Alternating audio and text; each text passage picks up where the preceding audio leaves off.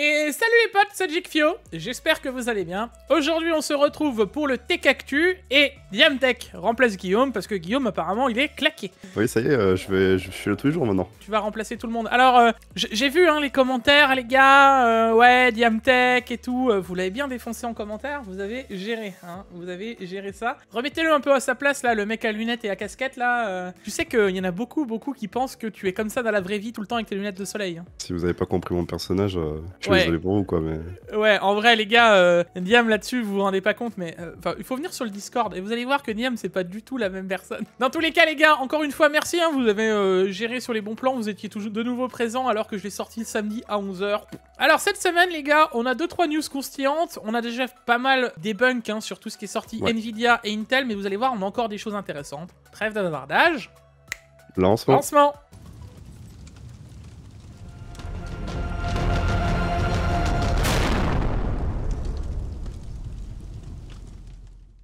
La vidéo d'aujourd'hui est sponsorisée par CDK Offers. CDK Offers, c'est un site où on peut acheter des clés, des licences, même des jeux, mais aujourd'hui ce qui va nous intéresser, c'est Windows 10 Pro pour un peu plus de 13 €. D'ailleurs, je vous mets le lien dans la description juste en dessous. Il vous suffira ensuite de se connecter ou de créer un compte si besoin, d'ajouter la licence à votre panier, de rajouter le code JIG20 pour profiter des 20% de la chaîne. Une fois le paiement effectué, on attend 1 à 2 minutes et on se donne rendez-vous dans le User Center. Ici, vous retrouverez toutes les clés que vous avez achetées, vous copiez-collez la clé Windows que vous venez d'acheter, et pour terminer, on se donnera rendez-vous dans les paramètres d'activation de Windows, on copie-collera sa clé, et votre Windows sera activé. Voilà. Bon, mon cher Diam, on enchaîne tout de suite par une news qu'on a pu voir lors de l'event avec Intel, hein, et du coup, on se retrouve avec un 13900 KS qui nous avait... fait en trailer, et je trouve ça assez incroyable, c'est qu'on a déjà des sorties de perf, donc ça veut dire que on le voit CPU... déjà sur CPU-Z, c'est bon, il est déjà détecté quoi, en gros. Donc en gros, ça veut dire que ce CPU il est déjà présent, donc ils nous l'ont fait en mode trailer, en mode ouais, il est possible d'avoir un 13900 KS, etc. Ah, t'es le mytho, ouais, c'est bon, c'est bon, on l'a déjà, donc on l'a déjà. On a déjà les perfs, on sait déjà ce que ça va donner, donc en vrai, c'est assez incroyable de voir, par contre on s'approche des... Ça c'est ouf, hein. Les 1000 points en single, mec. Ce qui est assez incroyable aussi, c'est qu'en multicœur, il se décolle complètement du 13900K quoi. Enfin déjà 12900K, 13900K c'est une belle marche tu vois. Ouais. Mais là tu refais 13900K à 4,9 GHz, 13900 KS, t'as encore une énorme marche quoi. Mais même par rapport au 7950X, regarde où il est. Oui. Regarde où est le 13900 KS. Ouais, le 7950X, les gars, on rappelle, c'est la dernière génération, c'est le truc qui coûte actuellement 1000 balles. Hein, qu'on le rappelle, hein, juste comme ça, hein, c'est... voilà. Et moi je suis tellement impatient, mec, d'avoir la main déjà sur un 13900K classique, d'aller le claquer, quoi. Alors le KS, une fois cloqué, ça veut dire qu'on va passer les 20 000 points, ça veut dire qu'en monocore, on va sûrement passer, et ça c'est les 1000, c'est sûr. On va passer les 1000, c'est incroyable. C'est sûr, Bon, dans tous les cas les gars, j'espère que vous êtes toujours aussi hype, hein. Déjà quand tu vois la différence entre le 13900K à 5.2 à 840 points et le 13900K déverrouillé classique à 945. Donc ça veut dire que ça sauce bien comme il faut, ça veut dire. Ouais, on va vraiment pouvoir profiter de ça. Je suis vraiment impatient, et en news insolite, je trouve ça assez rigolo de voir déjà les perfs alors que ça vient seulement d'être annoncé. Une autre news assez rigolo. Il y a un petit revendeur qui s'est dit bon, AMD ils ont un peu merdé sur les prix, on en a pas vendu, hein, du coup on va peut-être mettre un petit kit de 32 Go DDR5 pour rembourser le truc. Non mais alors ça c'est incroyable les gars. Alors bon, c'est Micro Center, hein, c'est aux States de ce que je comprends, qui ont décidé de mettre donc un kit de 32 Go à pas 16, hein, 32 Go de DDR5 gratuit du moment où vous achetez un Ryzen 7, Ryzen 9 et la carte mère quoi. Pour moi c'est un aveu de ça s'est pas vendu du tout, parce que si ça se vendrait je pense pas qu'ils seraient là en mode on va offrir 32 Go tu vois. Mais je pense qu'il y a un problème quelque part tu vois. On enchaîne ensuite avec les vidéos de cette semaine à mettre en avant, et on va mettre Hardware Archive qui nous a fait un petit unboxing. La vidéo vient de sortir, je me suis même pas encore moi-même spoilé, mais bon, je sais que ces vidéos sont ultra qualitatives et il y a vraiment des trucs atypiques. Donc vous allez voir, j'ai juste vu la carte mère et j'ai vu d'où est-ce qu'il a sorti ça, et j'ai pas regardé le reste encore, tu vois. Donc Hardware Archive, on peut rappeler, c'est quelqu'un qui fait des tests mais sur des composants d'hardware anciens. Et il fait ça super bien avec des belles vidéos, des beaux plans et tout. Il mérite, hein, donc allez voir, gars. J'ai vu ça, je me suis dit waouh, enfin c'est incroyable. Et ça, c'est vraiment des vidéos, je pense, qui méritent d'aller voir juste pour sa connaissance personnelle. On l'utilisera sûrement plus, mais c'est vraiment bon d'aller voir. Et encore une fois, allez vous abonner, ça mérite vraiment plus d'abonnés. C'est vraiment dingue le boulot et la recherche en fait de ce qu'il fait, parce que faut se le dire, les gars, même trouver ce genre de matériel, ça doit être vraiment compliqué, quoi. On enchaînera par une petite vidéo qui vient de sortir. Hein. Celle-là, elle est vraiment ready, tu vois, toute fraîche. Et il paraîtrait qu'il y a votre youtubeur préféré qui est dans la vidéo. Je vous mets pas le son, je vous mets même en en plein écran. Et regardez, il y a un YouTuber qui s'affiche dans cette vidéo à partir de 10 secondes et quelques. C'est assez rigolo, quoi. Ah, vous l'avez reconnu, il vient c'est ton frère, c'est ton frère du Portugal, c'est ça? Je le reconnais. Donc, si vous avez envie de voir une vidéo sur la carte mère, la X670E gênée, avec Pax, on a montré un peu tout ce qu'elle savait faire, etc. Et puis, ça vous tease aussi une des cartes mères que j'ai à la maison, sur lequel on va faire les tests des Ryzen 7000. Vu que les Ryzen 7000, ça y est, je les ai tous en main. On enchaînera ensuite par les bons plans de cette semaine, avec la petite XFX Speedster Merc 319, la 6950 XT. On vous remet pas toutes les cartes graphiques AMD parce qu'il y a la 6800 XT qui a sauté, c'est plus le même revendeur, NR Info, elle a passé plus cher. Donc faites bien gaffe, où c'est que vous achetez parce que NR Info, nous on l'a validé, mais lisez bien parce que des fois c'est un autre gars, ça se trouve c'est plus fiable. Et puis même, c'est plus cher, genre la 6900 XT elle est repassée de 799 à 1100 euros, donc c'est que ça y est, NR Info n'a plus de stock, ça reviendra peut-être au fur et à mesure, mais là voilà, vous pouvez repasser maintenant sur la 6950 XT. Alors bien entendu les gars, on a 100 balles de plus, faut aussi le préciser, ça fait quand même un certain budget. Là ouais, c'est 100 balles, ça commence. Voilà, mais bon là, il y en a aussi, j'ai vu qui me posaient la question, entre 6950 XT et 6900 XT, gain de performance environ 10%, pour vous donner un peu une fourchette. Par contre, si vous overclockez les deux, que ce soit la 6900 XT et la 6950 XT, en passant par des bails sombres style More Power Tool, on se revient à égalité, c'est plus ou moins les mêmes puces à l'intérieur, donc voilà, c'est juste pour le repréciser. Mais si jamais vous voulez une carte Power User ready to go, celle-là, elle reste toujours ultra pas cher, quoi. On a la 6900 XT 6800, un classique, 589 €. Celle-là pour moi, ça reste toujours ultra intéressante. Là, c'est 10 balles de plus aussi. Vous avez la Quick 319. Je sais pas laquelle tu préfères, mais la Quick, elle est mieux refroidie. La Speedster, elle reste ok, tu vois. Voilà, moi j'ai mis celle-là parce que cartes, je laisse celle-là parce que c'est la moins chère des deux, quoi. Les gars, ça c'est du 4K easy. Ça, y a pas à négocier. Donc en gros, pour 1002, vous faites un PC 1002, vous faites un PC 4K, quoi. Bah justement, avec la B660A que vous avez là, ce serait le bon PC pour faire 1200 €, et derrière, c'est vrai qu'elle est pas chère. Voilà, il suffit de mettre un petit 12 400 et en avant la musique, quoi. Bon Diam, on enchaîne avec le jeu de cette semaine. Alors, voilà quoi. Non, faut pas critiquer, faut être open dans la vie et tout. Bon, en vrai, on en parle sans y avoir joué. En vrai, Runbow, mec, ça a l'air d'être le jeu à l'époque je jouais, c'était le jeu, ça s'appelait Speedrun sur Steam. Ah oui. Voilà, et ça, je pense que c'est plus ou moins le même genre de jeu. Ça a l'air ok, je pense que tu peux t'amuser avec tes potes, etc. Ça peut être rigolo. Voilà, ça reste pas incroyable, quoi. Et après ça, les jeux de la semaine, on attaque sur une news un peu triste, mais en fait, on s'en fout un peu. C'est la fin de Stadia, ça y est. Donc, on l'a pas vu arriver, on l'a pas vu repartir.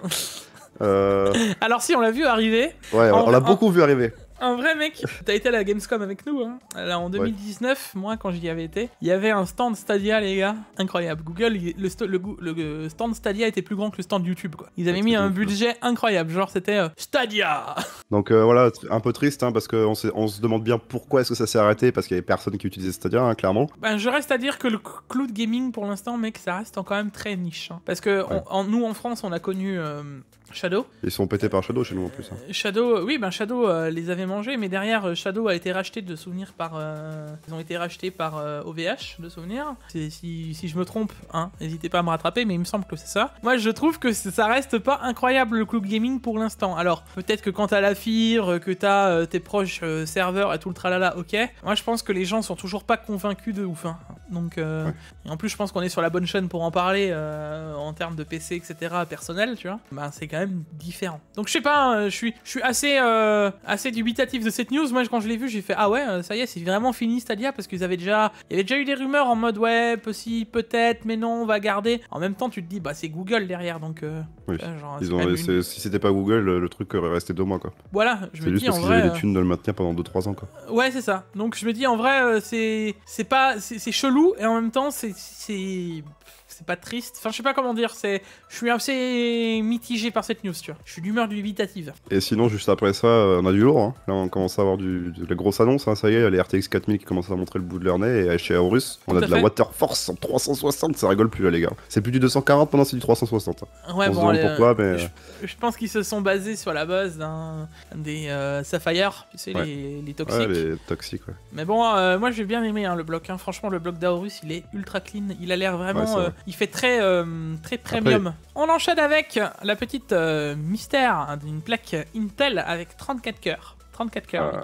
Bah moi la question que je me pose, c'est quoi ça? C'est qu'est-ce qu'elle fait là? Eux ils ont dit, pour moi c'était pour les Xeon, les Sapphire Rapids, tu sais ceux qu'ils ont présentés. Donc apparemment ce serait ça. Ce serait plus ou moins sur la même archi, puisque tu vois ils disent Raptor Lake S34 cœurs hein, sur les les plaques. Moi je me laisserais quand même imaginer que cette plaque, un jour, on ait quand même des processeurs pro. Alors quand je dis processeurs pro, je parle pas des Xeon pour les serveurs, je parle comme à l'époque des 1980 XE et tout ce qui était X. Voilà. Qu'on ait de nouveau un socket en pro, ce serait vraiment assez ouf. Et sinon, après ça, on a Intel qui nous envoie les cartes graphiques pour tester. Alors ils les ont pas envoyés à tout le monde. Hein. Elle est où?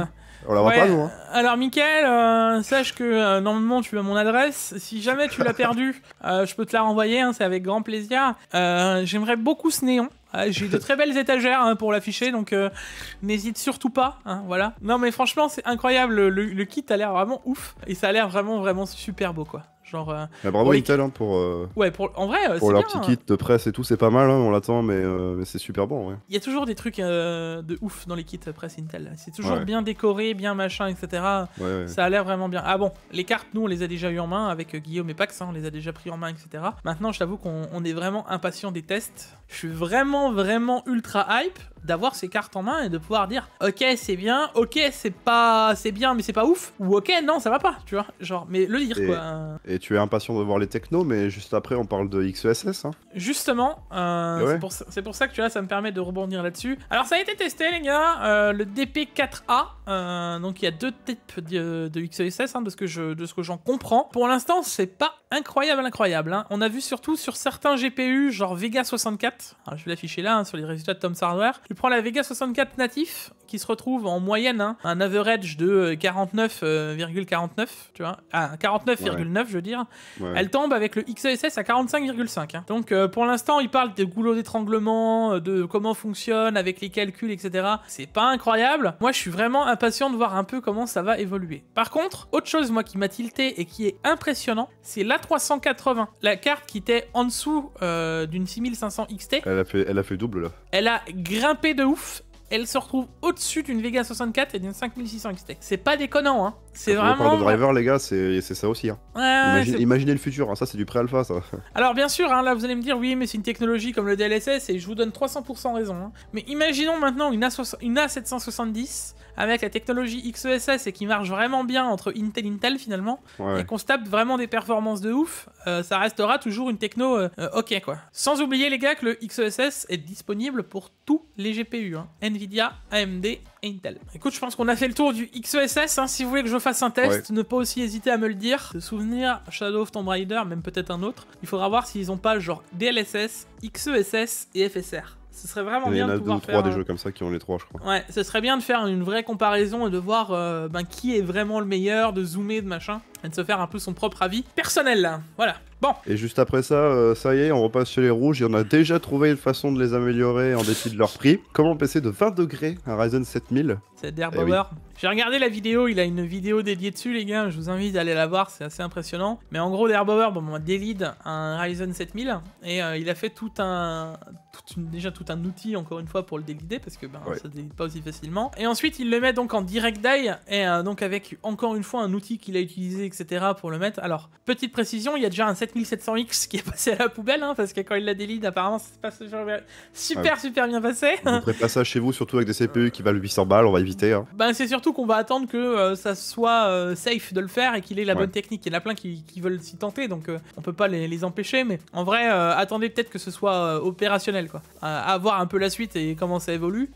D'Airbauer toujours présent, toujours au taquet dès qu'il y a une sortie, quoi. Et sinon, à part ça, chez Intel, on a une petite news qui est sympatoche. On nous annonce du 7600 DDR5. C'est une fréquence assez importante quand même. Ouais, en plus 7600 c'est 36. Hein. Donc là, ça y est. Là, le prix des kits, les frérots, là, c'est bon. Là, asseyez-vous parce que là, ça va être plus que le prix du CPU, je pense, le kit. Hein. Vous vous rendez pas compte, hein, 7600 c'est 36. Ouais, les kits vont être à un prix incroyable. Hein. Je pense qu'on va passer les 600-700 balles. Hein. Il faut se rendre compte que ça va être des kits à terme qui vont devenir des kits classiques. C'est à cause des CPU comme le 13900K que ça va devenir populaire parce que les gens vont les acheter pour le 13900K et ça va faire baisser le prix, quoi. Donc à terme, je pense qu'on va vraiment avoir des fréquences et des RAM ultra perf de ouf, tu vois, et faire des trucs incroyables, quoi. Et on n'a pas que Intel qui font des innovations en ce moment, on a Asus aussi. Ouais, alors Asus, eux, ils sont partis dans un délire. Dans le futur, là. Je pense que là, la photo que j'affiche parle d'elle-même.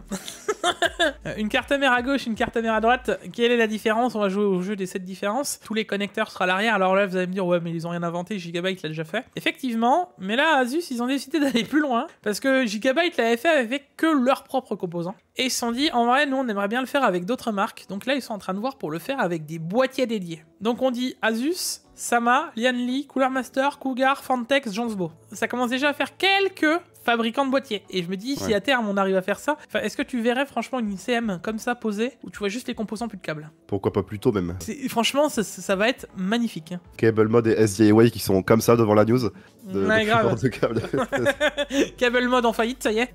Quand il arrive, faut être clair. Enfin, franchement, ce serait vraiment beau à terme de voir ce genre de montage. Parce que même pour le câble management, les gars, on va être clair. Enfin, à chaque fois, tu te casses les pieds, il faut que les câbles soient assez longs, faut que machin. Ça va rendre vraiment des boîtiers ultra jolis, quoi. Parlons carte mère, hein, on va enchaîner parce que maintenant on a plein de Z790. Alors nous, on les a eu entre les mains, les cartes mères Z790 Asus. Mais bon, voilà, maintenant il n'y a pas que ça, il y a tout le monde qui est en train d'en sortir, tout à fait. Donc on a le Z790A Biostar, la Valkyrie et la Silver qui sortent. La Silver, bon, ça va être l'entrée de gamme classique de chez Biostar. Par contre, la Valkyrie, mec, elle claque. Elle est vraiment, vraiment jolie. Dites-moi si un jour vous avez envie que j'en teste une, hein, des Biostar, parce que pour les trouver, on les trouve, mais seulement sur AliExpress. Si ça vous tente un jour que j'en teste une, pourquoi pas. Moi, je sais que les kits qu'ils mettent à l'intérieur, ils sont toujours assez ouf. Il y en avait un des Z690, il me semblait qu'il y avait un tapis de souris, un kit de tournevis, enfin, il y a des trucs que tu vois pas dans les cartes mères européennes, en fait. T'avais acheté le Tough Zaku aussi, t'avais fourni de la pâte thermique et c'est impressionnant. Bah, t'as toujours des trucs en plus que tu n'as pas en Europe, et c'est assez rigolo. On est des radins un peu au final, les Européens, on est nuls. Hein, Moi, je pense que Biostar, là, je vous dis ça comme ça de but en blanc, et qui connaît Biostar, je pense que oui, on le connaît. Enfin, moi, je le connais de nom, tu vois, mais j'ai jamais vraiment testé un de leurs produits bruts, tu vois. Donc, et la carte mère, elle a pas l'air déconnante, tu vois. Moi, j'aimerais bien que dans les commentaires, il y a un mec qui met un commentaire, tous les gars qui ont une carte mère autre que les marques connues, c'est-à-dire autre que ASRock, Asus, MSI et Gigabyte, quoi. Genre Biostar. Il y a NZXT. Tous ceux qui ont des cartes mères un peu hors normes là que personne n'a, mettez dans les commentaires pour voir si vous êtes là, s'il y en a vraiment, hein, parce que. Colorful. Ouais, pareil, Colorful, vous mettez tous ceux qui ont des cartes mères un peu border. EVGA. Alors, EVGA, en vrai, je pense que maintenant ils vont reprendre un peu tous les marchés parce que vu qu'ils ont plus les cartes graphiques, je pense que ils vont rechercher à aller taper aussi dans les CM, etc. D'ailleurs, ça permet d'enchaîner, hein, puisque le suivante, EVGA qui sort les Z790 par Vince Lucido. Oh la taille du truc. KPE. Elle est magnifique, cette carte. Ah ouais, elle est magnifique de chez magnifique, les gars. Elle est magnifique. C'est de l'art. Hein. Vraiment, le PCB a été creusé pour les câbles et tout. Top. Elle est vraiment belle et j'espère que. On voit les 2 barrettes de RAM à côté du CPU avec le CPU retourné. Ça, c'est un truc exceptionnel. Hein. Ça, c'est des cartes mères d'overclocking. Ça, les gars. Cherchez pas à jouer avec. Hein, ça, si vous comptez pas mettre. Ou alors, si, c'est vraiment pour la collection, tu vois. Mais si vous cherchez pas à mettre un CPU sous azote liquide, elle a aucun intérêt, cette carte mère. C'est vraiment pour taper du lourd. Hein. Ça, c'est les cartes EVGA qu'on kiffe, les Dark. C'est celles que tout le monde rêve d'avoir pour faire de l'OC. Hein. Même au-dessus des Apex, en vrai. Ces cartes mères, moi, je les trouve toujours ultra ouf. Et je sais pas ce que vous en pensez, mais franchement, les constructeurs innover un peu, faites ce genre de choses, c'est vraiment. Ça changerait un petit peu de ce qu'on voit toujours comme d'hab. Et d'ailleurs, ils ont mis la Classify. Alors, celle-là, je sais pas si tu connais, c'est leur gamme normale. Enfin, pas prévu pour l'OC machin. J'ai vraiment l'impression d'avoir la même CM. Hein. 2 debug là d'en haut, le start, le reset. Tu me dirais qu'il y a un connecteur pour le LN2, ça me choquerait pas quelque part. Presque pas, Tu vois qu'il y a des switches, tu vois que. Alors, je sais pas à quoi chaque switch vont correspondre, hein, mais j'ai vraiment l'impression que tu passes d'une CM à l'autre, c'est exactement le même PCB quasiment. Donc non, VGA se fait vraiment plaisir là-dessus. Et j'aimerais bien voir les Classify un jour en France en fait. Tu vois, genre en revendeur classique, tu te connectes chez LDLC et tu vois Z790 Classify, ce serait vraiment cool. Quoi. Et il me semble que je vois 2 ventilateurs sur le refroidissement de VRM. Oui, j'ai l'impression, sur le côté. J'ai l'impression aussi qu'il y en a 2. Et après les cartes mères, il n'y a pas que chez VGA. Les Aorus qui sont annoncés. On a la Master. Que je trouve toujours aussi imposante. Hein. Elle est toujours énorme cette carte. Hein. On a la Elite AX qui est un peu plus classique. Hein. Celle-là, c'est plus la carte mère mid-gamme de chez Aorus en termes général. Même mid-gamme, entrée de gamme. Hein. Après, il y a la Gaming X de Gigabyte, tu vois. Et après, on a l'Aero. L'Aero, alors moi, j'ai jamais trop aimé CCM. Hein. Un peu le pro art de la carte mère, peut-être. Ouais, je pense que c'est un peu ce côté-là qu'ils ont voulu donner. J'aime bien le côté blanc des CM d'habitude, mais je sais pas, je les trouve trop. C'est des goûts, quoi. Il y a des mecs, tu vois, les Vision, les Gigabyte Vision, elles sont super bien vendues, hein, les cartes graphiques. Donc, Je sais pas. En tout cas, moi, Master me fait plus de l'œil que les autres, quoi. Bah ouais, c'est sûr, ouais. Bon, on va rester toujours dans les CM parce que maintenant on a les B650 qui arrivent et là on va grincer les dents parce qu'il y en a beaucoup qui m'ont dit oui Jigfio, tout ce que vous dites, on l'a vu d'ailleurs de la vidéo de Guillaume, qui m'ont dit oui mais vous avez oublié de préciser, les B650 ils vont sortir, machin. Ok. Vous inquiétez pas les gars, on l'avait prévu, hein, sinon on n'aurait pas fait la vidéo. Hein.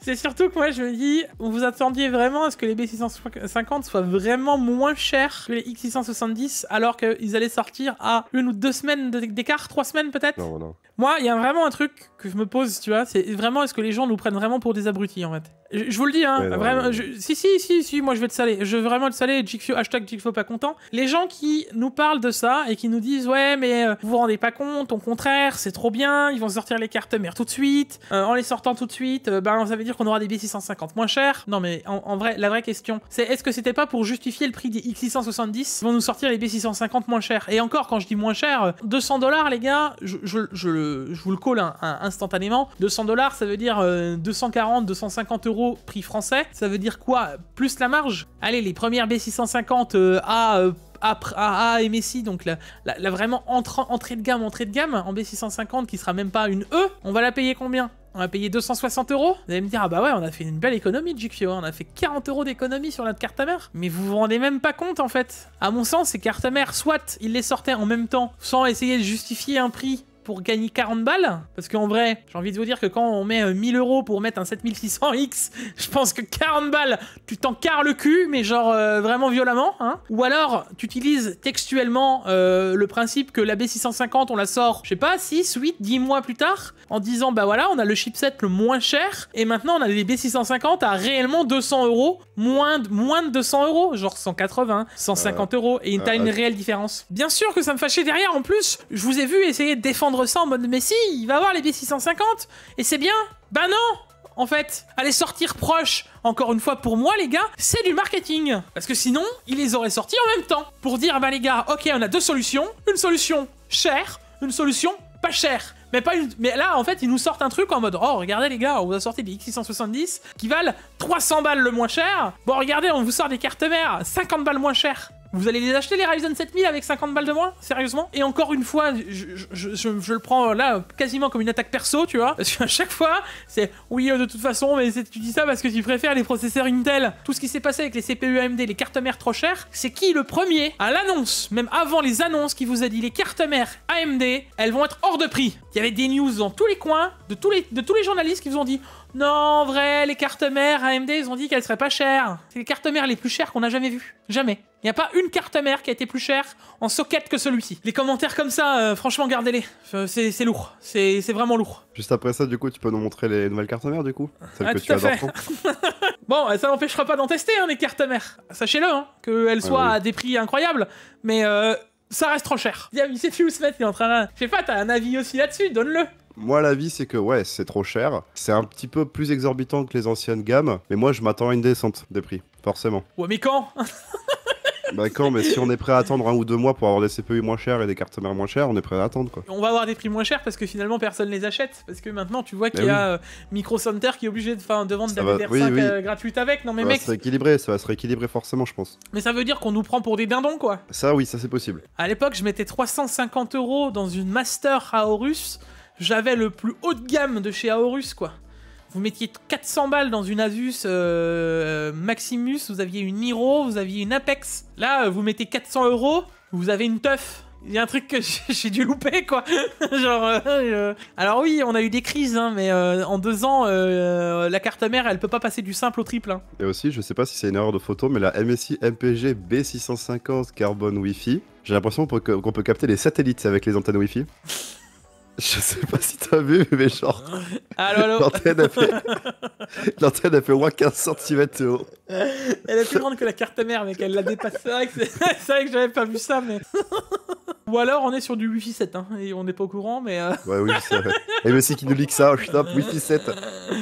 sort nulle part. Ça a l'air performant. Bon, dans tous les cas, les gars, on a toute la gamme des V650 qui arrive. On sera là de toute façon pour le couvrir. Hein. J'en recevrai aussi. On pourra faire des tests. Ouais. Clairement, si vous voulez du Ryzen 7000, je peux que vous dire de partir sur des B650 pour gagner 50 balles. Si vous voulez que je vous dise. Ouais, ça me fait mal le derrière. Et ça me fait mal le derrière, d'autant plus, les gars, comparativement à ce que tout le monde pourrait dire, j'apprécie énormément AMD et j'ai toujours kiffé leur CPU en fait. Et moi, ça me troule d'air de devoir vous dire, les gars, non mais vous voulez le premier CPU qui arrive, c'est 400 balles. C'est vrai que ça. Bon, bref, allez, vas-y, on s'arrête là, sinon on va faire 1 heure sur le Tech Actu. Sinon, on fait une vidéo dédiée, Giga. Arrête. Je vais me fâcher. Bref, juste après ça, on a Intel qui nous envoie déjà les 13000. Alors là, ça y est, ils vont se dire, ah bah regarde, il a bien placé, regarde, là, ça y est, le salopard. Et maintenant, il nous met du Intel. Ah oui, faut calmer un peu, tu sais, faut dans le sens du poil, tu vois, c'est d'abord... Ouais, clairement, j'ai vu le kit presse, il a l'air génial. Il y a Keysking qui l'a ouvert, il y a aussi Top Achat, j'avais vu qu'il l'avait ouvert. Bon bah toujours, hein, comme pour les arcs, très très jolis bundles. Ouais. Non, franchement, les bundles sont toujours ouf. Moi, j'aime bien ce qu'ils font. Alors, tu vois, ils ont mis le petit tableau que tu peux afficher, où tu vois 13900K up to 5,8. J'aime bien ce qu'ils font, toujours Intel en package, c'est toujours rigolo. Et aussi le bout du wafer aussi, enfin pas le bout, un faux bout de wafer imprimé. Ouais, maintenant soyons clairs, moi ce que j'attends réellement c'est pas le 13900K, c'est l'autre qui est à côté, c'est le 13600K. Lui, les gars, je suis vraiment hype de ouf. Maintenant, je me dis, on a 6 cœurs performance, 8 cœurs efficiente. Si je tablerais sur la performance qu'ils nous ont annoncé, etc., ça voudrait dire que le 13600K devrait se placer entre le 12700K et le 12900K à l'heure actuelle. C'est incroyable. Et soyons clairs, hein, plus personne n'a besoin d'un CPU plus performant. Hein. Non, franchement, je suis vraiment ultra hype de voir un peu l'évolution de ça et du 13600K. Celui-là, je l'attends, mais genre d'arrache-pied, quoi. Je suis vraiment pressé. Maintenant, on va passer sur les news Nvidia. Allez. Voilà, deuxième vague de colère. RTX 4090, déjà en Europe. 2549 €. Moi, j'ai de nouveau cette impression qu'ils vont nous la mettre à l'envers. Je vous le dis. Hein. Moi, je la vois arriver, la messe, en mode... Bon, regardez bien, vous l'avez vu. Alors là, on a des prix de sortie à 2000 balles. Regardez bien, parce que vous les verrez une fois. Et ensuite, vous les verrez plus jamais. Et j'ai exactement eu le même discours. À l'époque, je me suis fait rouler dessus. Quand je l'avais annoncé pour les 3080, je vous ai dit, profitez bien des prix des 3080, vous les verrez une fois. Et bien, à l'heure actuelle, on parle maintenant 2 ans plus tard, le nouveau lancement, le prix des 3080 qu'on a vu à l'époque, on l'a toujours pas récupéré. Ça veut dire qu'on n'a jamais vu une 2080... Enfin, on en trouve des 3080 de temps en temps en promo. Hein, une promo éphémère de 5 cartes qu'on va retrouver en dessous de 800 € quoi. Jamais les prix des 3080, on les a récupérés du jour du lancement. Et là, ils vont nous faire la même. Je le vois arriver, regardez bien, 1999 €, c'est le prix de lancement. On voit déjà les Strix qui tapent des 2500 €. Ça veut dire que premier lancement, il y aura plus de cartes, il y aura plus de stock, ou alors il y aura du stock pendant quelques jours, et pouf, deuxième vague, on va se taper deuxième vague de 4090, hein, ça va être comme le Covid. D'un coup, on va se taper des prix, bon alors, on n'est plus au million, on est au milliard, quoi. Ils vont nous faire le même coup que la 3090 Ti, c'est-à-dire que si elle se vend pas, d'un coup, on va l'avoir popée à 1200 €, c'est ça? Et juste ça, après, là, on a la Gigabyte aussi, tu peux nous la montrer? Ouais, tout à fait. Gigabyte qui tombe déjà en promo. Bon, la carte n'est pas sortie, mais... on peut la retrouver en embargo à Hong Kong moins cher. Quoi? Ça voudrait dire en tout cas qu'il y aurait du stock, hein. On aurait du stock à gauche, à droite. Je sais pas, en vrai, je sais pas. Vous allez peut-être dire que je suis salé, que... mais ouais, ce genre de prix me sort les yeux de la tête. Mais est-ce qu'on peut te réconforter avec des performances peut-être? Ouais, allez, on peut parler performance. Allez. Parce qu'elle a donc été testée dans les benchmarks coup d'accord. Ouais. Avec du Geekbench. T'as le mec qui s'est fait plaisir, t'as vu 7950X 4090. Il lui manque un rein. La X679E, là on est sur un build, on n'a pas encore le reste du PC, mais on a juste le processeur, la carte mère et la carte graphique, et ben on est déjà sur un PC à 5K. Hein. Là on voit une performance de 60% plus rapide que la 3090 Ti et 77,5% plus rapide que la 3090. Maintenant ça reste du benchmark de coup d'accord performance. Hein. Va vraiment falloir voir ce que ça vaut.